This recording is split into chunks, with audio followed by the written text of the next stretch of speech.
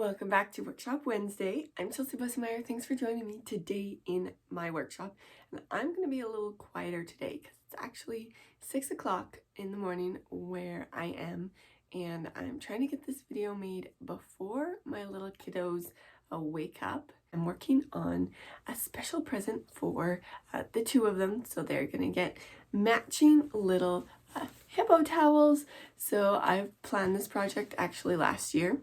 And it never actually materialized before Christmas. And then I was like, oh, maybe birthdays didn't happen. So I am committed to getting it completed for this Christmas before they outgrow the happiness of experiencing a hippo towel. Now, there's a lot of different types of hooded towels out there. And today, as I pretty much always do when I do a sew long tutorial, I'm going to just share with you what my end result kind of goal is and why I'm choosing and aligning my sewing variables to get there. And this is super valuable, as I always teach that to have the most sewing success, it's to really enjoy the garments, whatever it is that you're sewing at the end, their end use and how they turn out. And to get there, you're going to want to be clear on what it is that you want to create, unless of course you're just experimenting.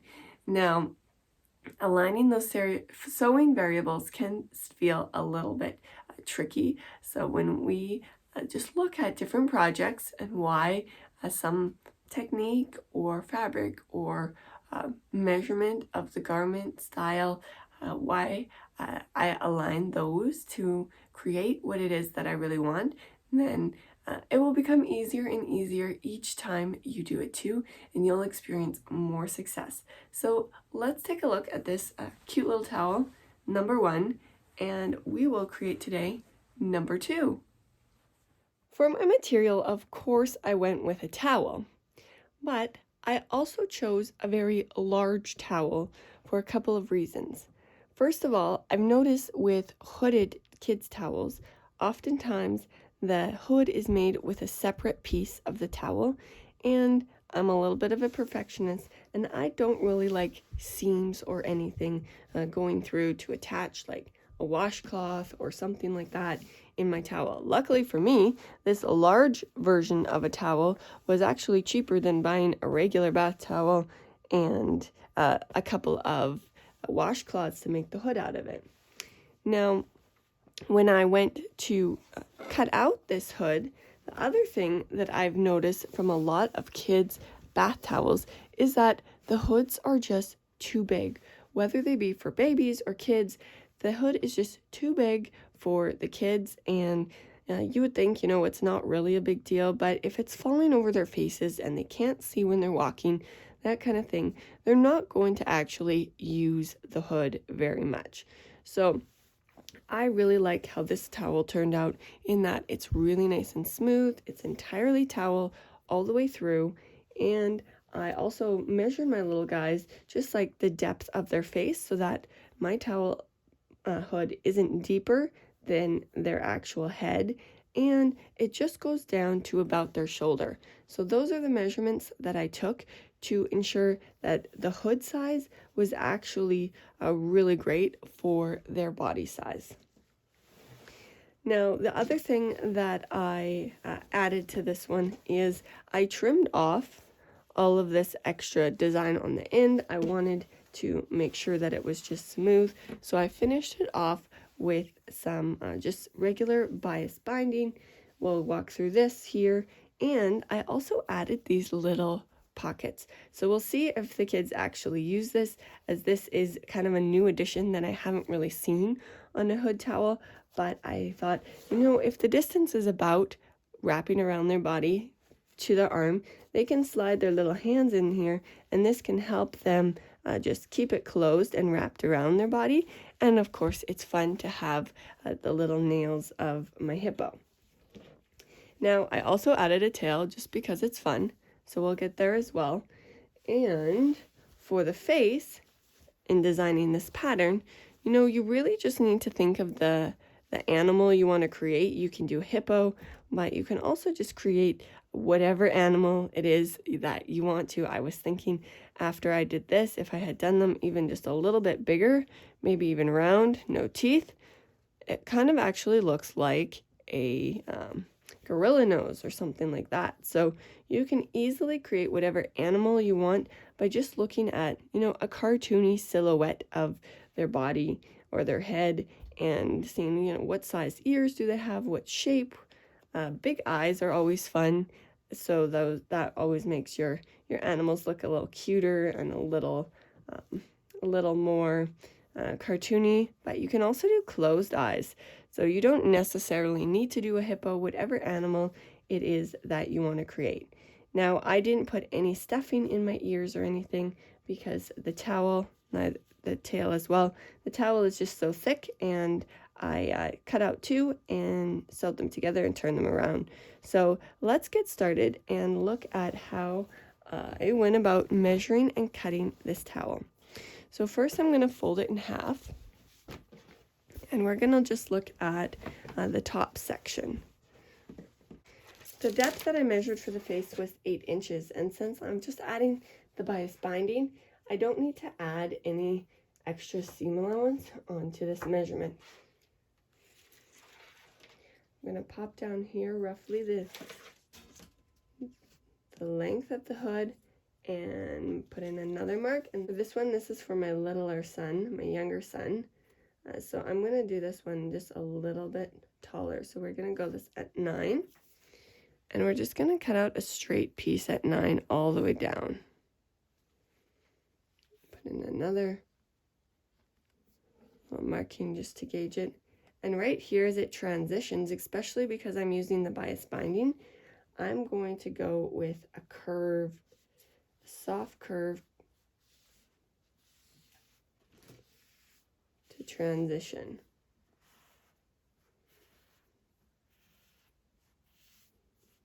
So this is the shape that I'm going to use to create the hood on the towel. I'm going to leave this edge on the towel up here, and this will keep my towel from fraying when I close my hood here up at the top. So I'm going to just start down at the bottom and just snip off this edge to get started.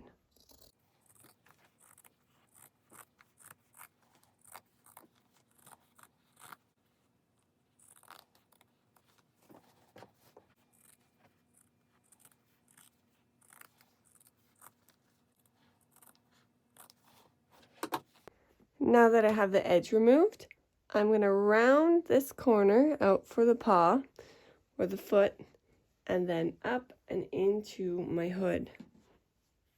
The angle doesn't really matter, just ensure that it is a kind of harmonious curve. The sharper your angle is, the trickier it will be, but bias binding should be able to accommodate pretty much any curve that you want to do. And then if you do a longer, more drawn out curve, then it will be easier to attach the binding. The other thing to remember is always make sure it's a really soft transition.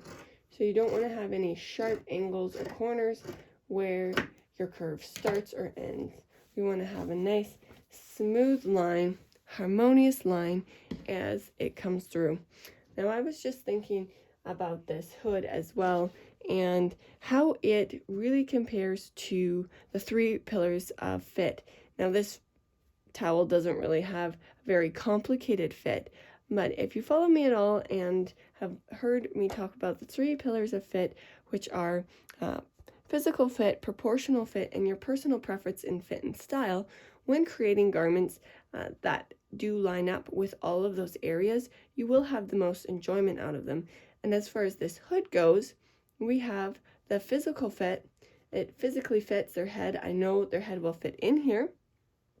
Proportionally though, it lines up as well. It doesn't just need to physically fit.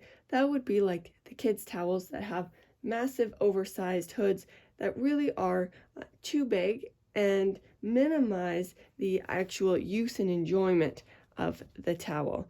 And then we also have the personal preference. So the personal preference here is less of the fit, although I do prefer a hood that's not oversized. and where you can actually see their cute little face shining out and not just the big animal head flopping around.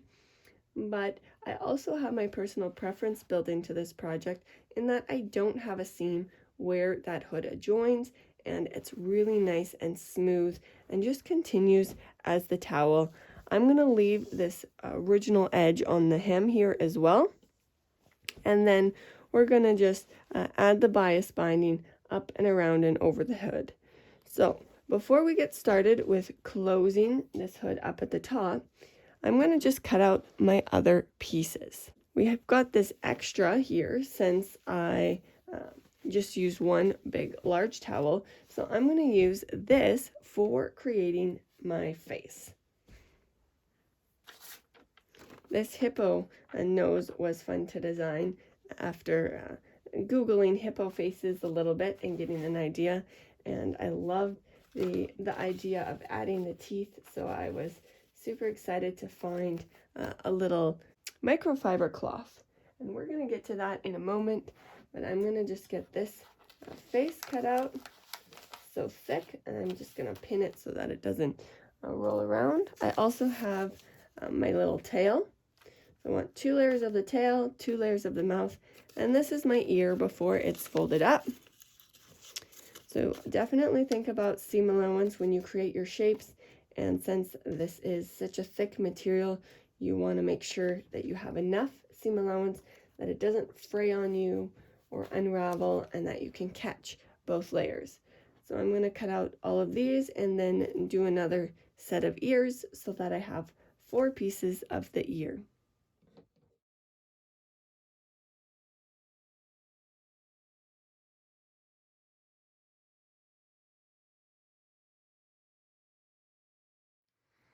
Now that we've got all of the blue pieces cut out, let's look at these extra pieces.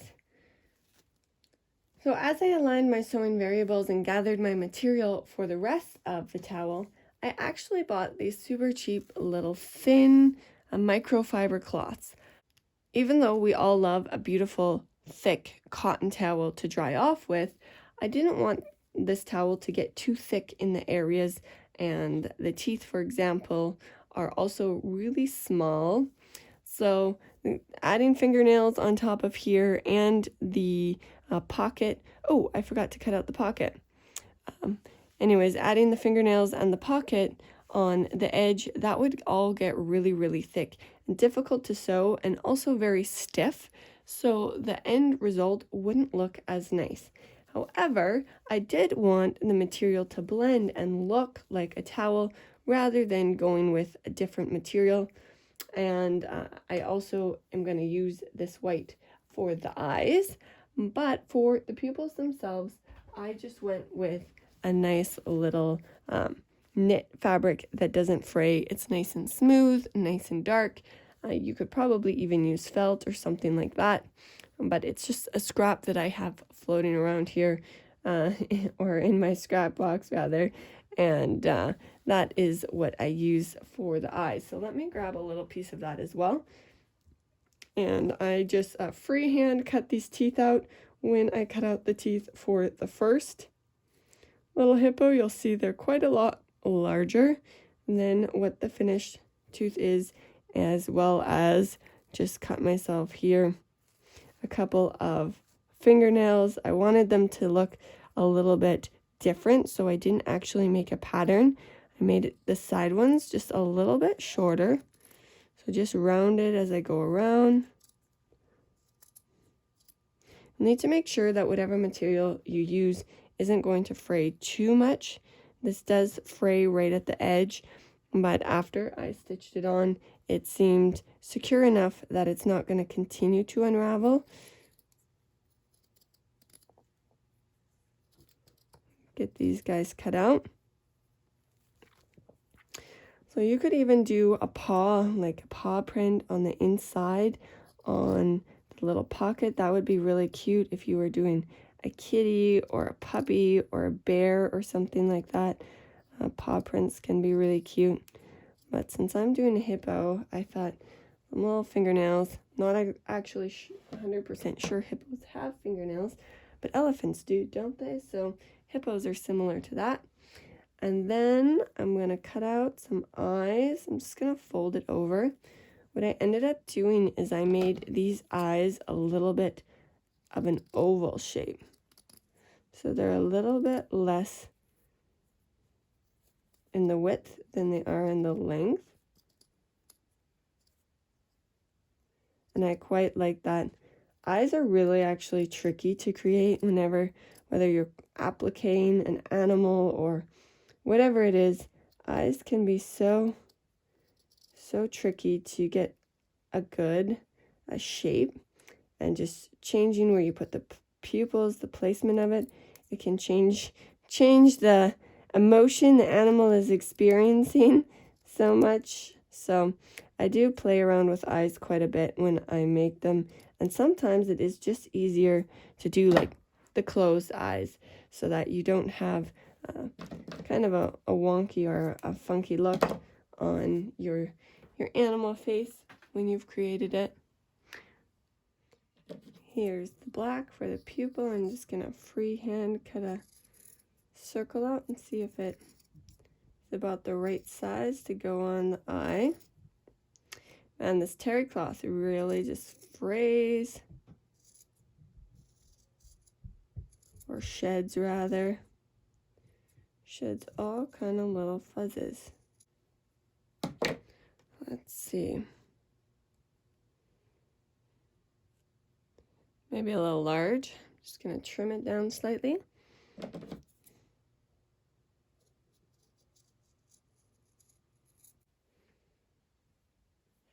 There we go. So before we move on, let me just quickly show you how I did the pocket.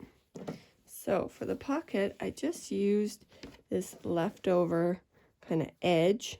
I do have extra length here, so I'm just going to finish removing this, and then I'll just finish the edge of his pocket with the bias binding for this one as well. So I'll trim that off, turn this. So I just cut it double, and I just laid the actual rounding from where the top corner is over the edge, and just followed the shape of my rounding, my curve. So I'm just going to do that again. Lay it on here. Make sure it blends out right at the edge. And is about an even length on either side. So it's super easy just to make this little pocket that matches up with the edge of our towel by just copying it, using it as the pattern. Perfect. So there we have our little pocket. So now we're ready to get sewing. Since I have black on my sewing machine already, I'm just going to get started by sewing my pupils on. I've aligned my grain lines so that even though it's a circle, it goes straight up and down with the eye. It probably really doesn't matter. I'm probably the only one that will notice this, but you know me, I'm a little bit of a perfectionist, so I'm just going to get these pupils stitched on here. Now that my eyes are prepped, I've switched the thread in my machine to the right color for this towel, and I'm just going to zip across the edge or the top edge of the hood right here where the edging and the towel join together. We're going to close this up.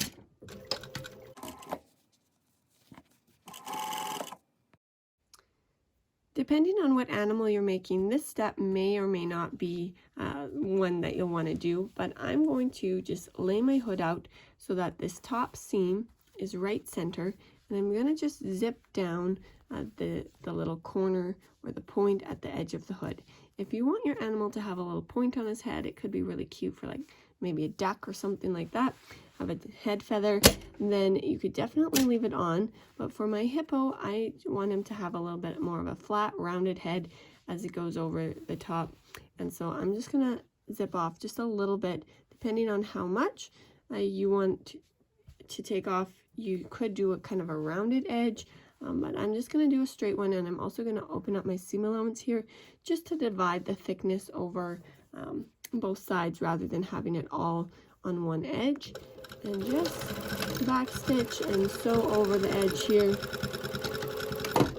just so that my hood has a little bit more of a rounded dome.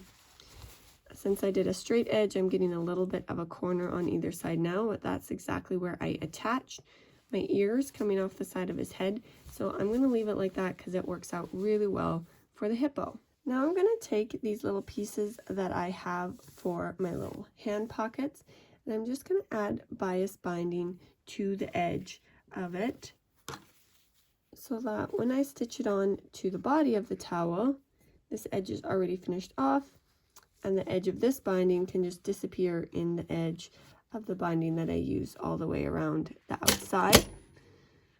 Since this is just a short straight edge, I'm just going to shove this fabric in here.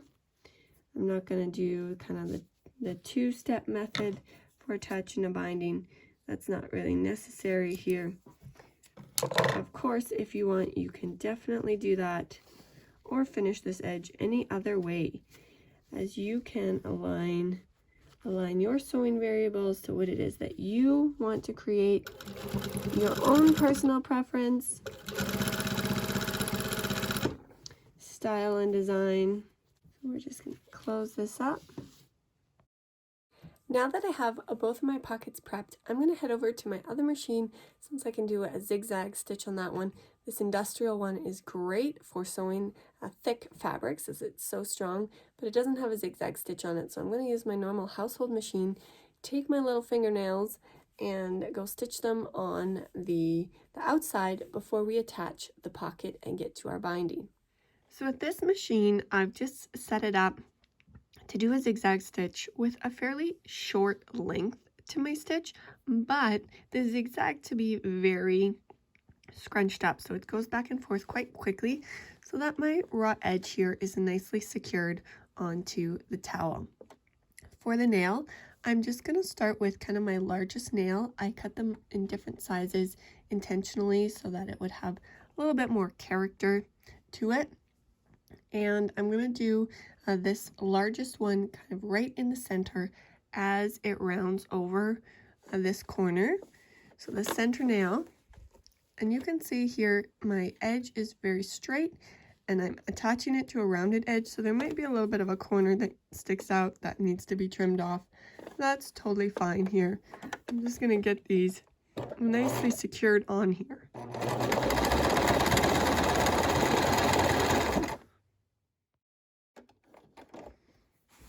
Okay, this little nail is nicely attached. That's how I'm going to do all 6 of them. So there's one. I'm going to do 2 and 3 on this side, and then go over and do the other side.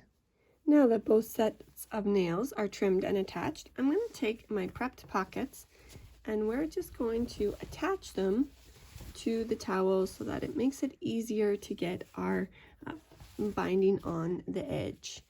I'm just going to line it up so that the rounding matches, the edges line up, and then just with a large stitch I'm just going to attach these little pockets to the edge.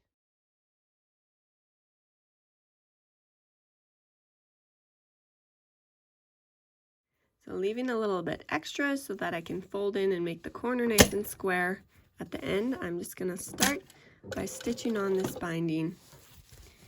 And this first edge is very straight, so it's pretty straightforward. We've now arrived at where our pocket is attached, and so I'm just going to stitch right over that, cleaning up that edge of where the pocket is attached. And you might have noticed here too that my bias binding it's almost hanging off the edge. I want to make sure that since this material is so thick, I have enough binding to really wrap around to the other side. So I'm just making sure that I'm just catching enough of the edge to have a secure attachment, but not having too much sticking out like past my binding. Otherwise I won't have enough binding to wrap all the way around and get to the other side and stitch it closed nicely. The other thing I'm going to do as I go around this corner is I'm going to ease the binding on a little bit, since I'm stitching it to the concave side of this kind of edge. It has to wrap around, or around the outer edge of this seam allowance, and this edge is longer than my stitch line, so I want to make sure that I have enough material. You might notice sometimes with binding that on curves it'll get fatter or narrower, and I don't really want it to get fatter, but I want to make sure that I have enough length of binding so that I can really wrap it around that fuller outer edge and come back in without having to pull this bias binding too tight. So I want to have a natural amount of length. So I'm just adding a little bit around the curve. Just kind of scooching it up so that it eases on, and we've added a little extra length as we come around. As I crest over the top of the hood, I'm once again going to spread my seam allowance so that it's not quite as thick where the seam on the top of the head fades out. As I'm doing the rounding on this other side, I just wanted to give you this extra tip about how much to kind of ease in. So you can kind of see here that if I just pull it straight, that it's really pulling on that outer edge. However, if I bunch it up a little bit so that I'm easing it at my stitch line, this outer edge kind of relaxes. So that can be a really good gauge, because depending on how sharp your corner is will depend on how much you need to ease it up. So if this outer edge is nice and relaxed, then that means when we fold it over, this edge, which needs to wrap around this outer edge, will have enough length to lay nice and relaxed and cover that edge all the way around. So yeah, just ease it in, push it up until this outer edge relaxes, so that that edge is no longer kind of pulled tight and wanting to buckle or stand up at all. Now that I've got this bias binding attached all the way along the edge, I'm just going to bring it here to my ironing board, fold up my corner right here on the end, fold it in, fold it over, press it. Bias binding closes so much easier if you give it a nice pressing along the edge before you close the second side, especially if you have any roundings of any kind, and I do here on this towel. So I'm just going to run along this edge, make sure it's folding where it originally was folded at. I don't want to create a new crease line anywhere, but I want it to just press into place. Let me move this up so we can take a look at this corner together. So I do have a little extra length here as well along my stitch line. So when I close this, I need to be really careful that I'm not pulling it out, that I'm actually keeping it folded over and eased in at the same rate, at the same spot. Otherwise, I'm going to get those twists. I'm sure if you've ever worked with bias binding, you've had kind of twists in your binding, and we don't want that. We want it to lay nice and smooth. So that means it needs to be nice and square within itself as it goes around.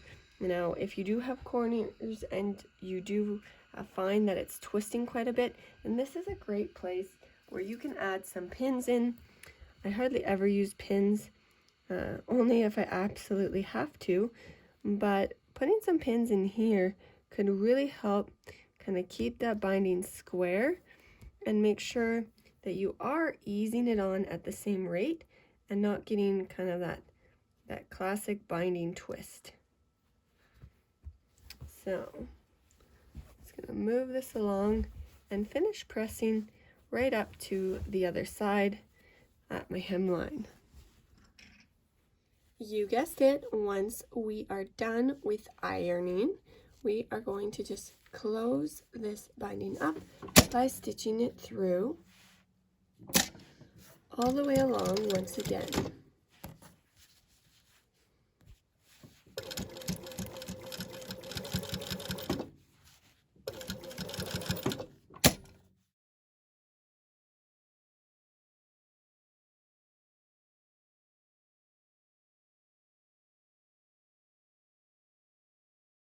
Now that our binding is attached all the way around, let's move on to our little pieces here. The towel is complete.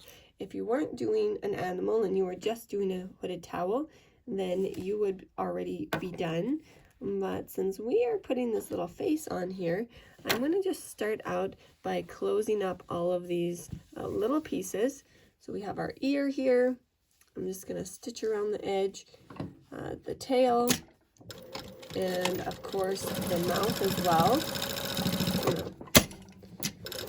Turn around here. Get all these pieces done. The tail itself, I did find when I went to attach it that it was better to have one side a little bit shorter. So I did trim down one edge here a little bit shorter.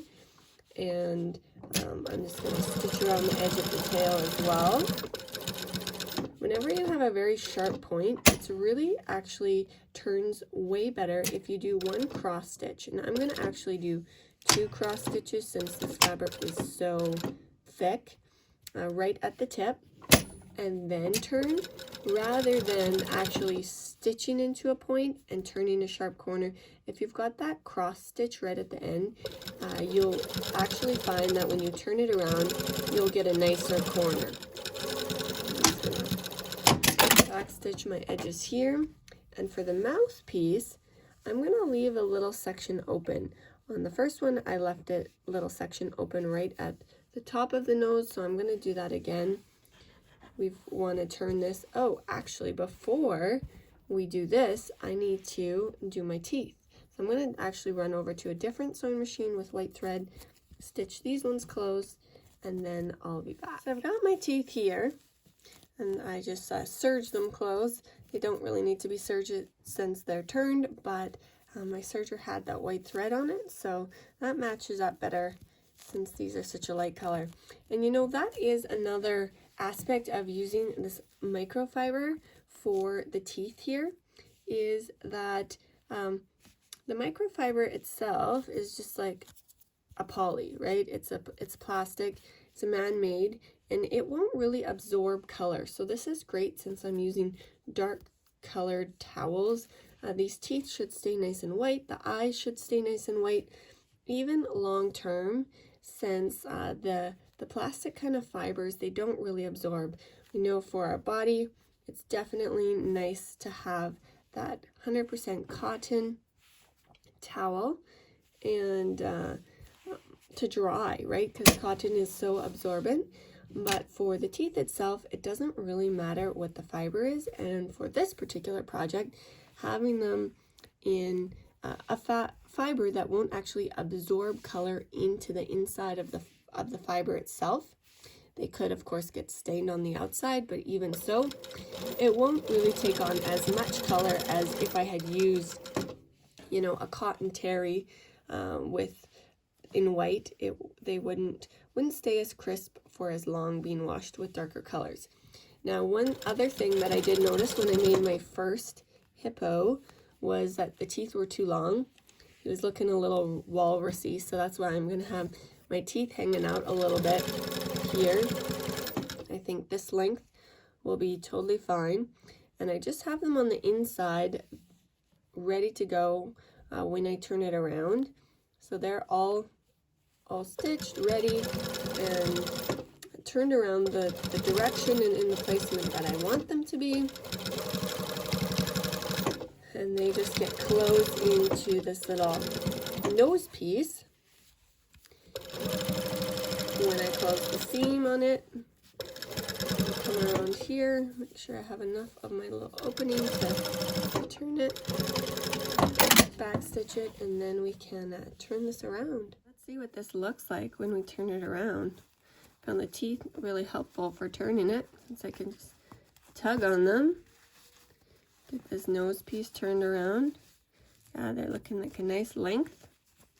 They should look like stubby chompers, not long walrus tusks with a flat end. This nose would work great for a walrus as well, like this shape. So I'm going to get this turned around. And then the other part about this nose is that we got to attach it, close it up, and add the nostrils. So for the nostrils, I just used the nostrils to attach it to the top of the hood. So now that he's all turned around, since we want it to stay nice and fluffy, we actually don't need to press it here. I'm going to grab my hood and place it on here. And what I found for placement is just a little bit back from the edge was nice. I didn't want it hanging over too much or too far back, just a tiny bit back from the edge. And I actually also didn't close this hole prior. You could stitch that up by hand, but what I'm going to actually do is make sure that it's centered. So one way when I want to center something nicely, I've got this nice center line, tells me where the top of the hood is. I'm just going to fold it in half, find the center, and place it on. So we don't have a lopsided hippo nose.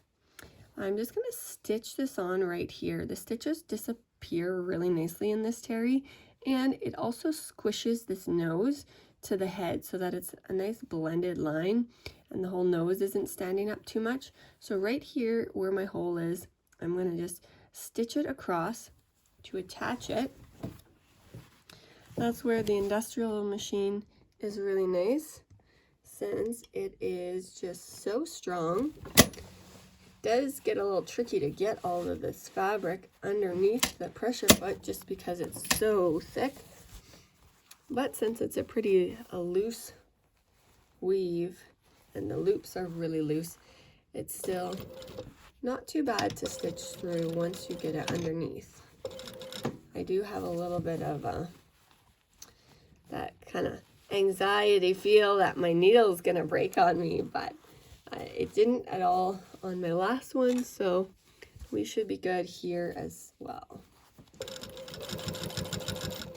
If I can ever avoid stitching something by hand, whoa.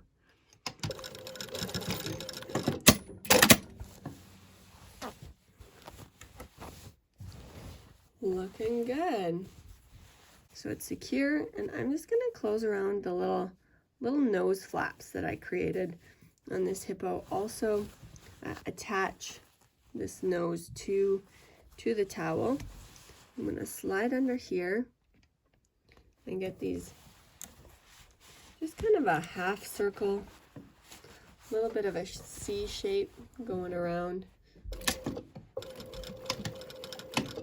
Going to back stitch it nicely here, since I am also using this nostril to attach it to the hood. And then just curl it around. If you were making a gorilla, you'd probably want to do a little bit of a bigger flap. For this guy, hippos have pretty small little nostrils. I kind of overemphasized them already with the size that I did do. Let's get this side.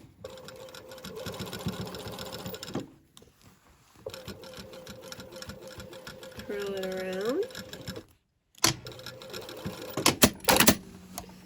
And then we've got our little nostril hole. Then our outer edge stands up a little bit more, and that gives it some more 3D effect. Trim my threads here. And then we've got our big hippo chompers. So the next thing we got to do is get those ears and eyes on. I'm just going to look at the top of the head, show you these corners again from where I flattened the hood, and that's exactly where we want to attach the ears. For this hippo, I didn't want him to look too much like a bear, So I wanted his ears to be kind of folded together. They have little flappy ears. So what I actually did here is I just took the inner side of the ear and stitched it closed here before I attached it to the head. So I'm going to do that again.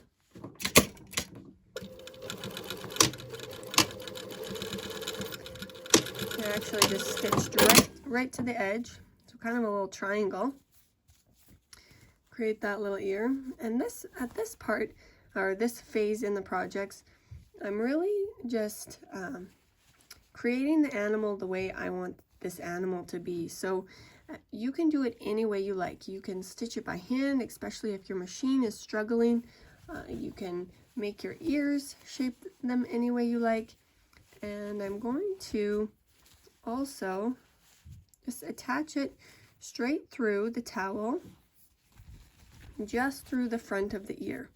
So there's that fold in the front of the ear, and then I'm going to make sure that I've folded the back portion of the ear back so I'm not catching it. And then I'm going to tuck it in so it's all on the inside, and so my ear is attached with a little bit of space between the front and the back so that it will stand up a little bit more.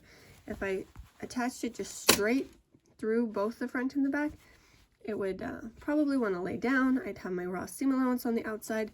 So this way it gives me a little bit more kind of 3D effect with my ear, as well as I get to just kind of stuff that seam allowance into the inside so that it's not continuing to fray and I don't have to finish it off any other way. So it's a little tricky here to see what's happening. I know get this ear attached just through the front layers of the ear. Nice and strong, back stitched. So that ear is attached now. I'm going to fold the rest of the seam allowance in and then just stitch it through on the back. The other thing that worked out really nice about stitching it through like this on the back to attach it a little ways back is that since the stitching is on the outside and the ear has to fold away from the front to kind of come up, it gives it some nice structure to stand up. So sometimes you'll see little ears, fabric ears, and they'll be really floppy, but this ear has some really nice structure to stand up and away from the head, so it ends up looking really cute with our little kind of indent for the ear since we put that little fold in it. Loving it. Looking like a hippo here. Really cute. Now the last thing to do is stitch on the eyes. So I'm going to head back over to the machine that does the zigzag and decide on the placement. You can see here, just by like changing the placement of the eyes, you really look create a totally different look. So the other one I did his eyes a little bit tilted out, kind of looks a little cross-eyed if they go too close to the nose. So I'm going to put them about the same placement, a little bit tilted out to the side and just enough up from the nose that I can get by with my pressure foot. Once you're clear on your placement, you just need to zigzag stitch all the way around once again so that you have a nice clean edge on this applique as it attaches.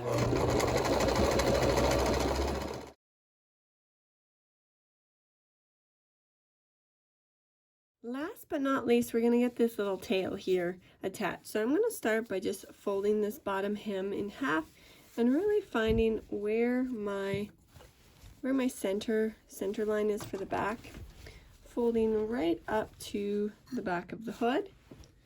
So now that I know that this is the back line, I just added that tail on kind of 2/3 of the way down the back, or 1/3 up from the hem. So I'm going to put that tail here right on the center, and I attached it the same way that I kind of did the ear, is that I did it in 2 steps. So I'm going to lay it on the center point with this longer piece facing up.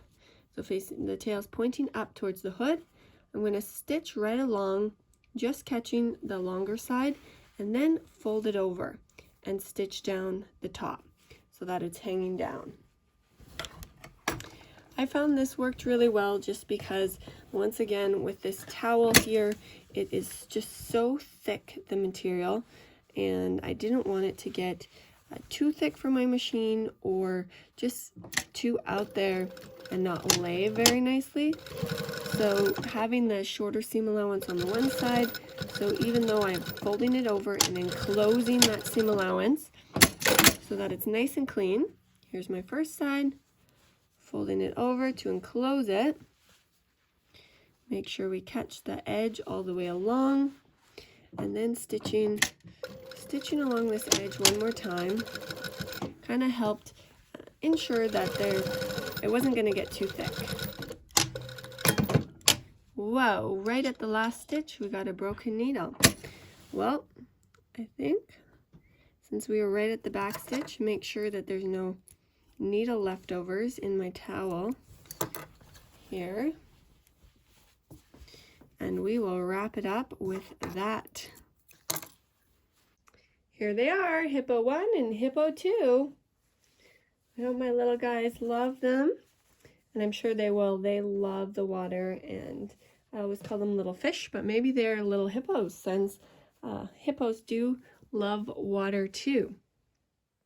I do hope you enjoyed this episode of Workshop Wednesday. I'm feeling a little bit more awake and alive than I did this morning when we started out, but I am excited that I got this project finished up, and I'm looking forward to their little faces when they open up their presents on Christmas. Take care and happy sewing!